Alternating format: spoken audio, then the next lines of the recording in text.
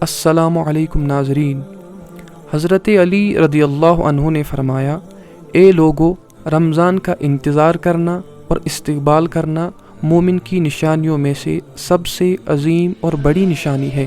ایک شخص نے پوچھا، اے علی رضی اللہ عنہ، وہ کیوں؟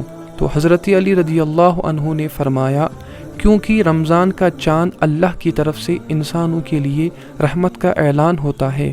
اے لوگو، میری یہ بات یاد رکھنا، جب رمضان کا چاند آسمان پر ظاہر ہوتا ہے تو اللہ کے فرشتے اللہ کی رحمتیں اور خزانے لے کر زمین پر پھرتے رہتے ہیں۔ کون ہے وہ اللہ کا بندہ جو اس رحمت کے مہینے میں اپنے گناہ معاف کروا لے، اللہ کی رحمت کے انعامات لے، اپنی حاجتیں دعائیں قبول کروا لے۔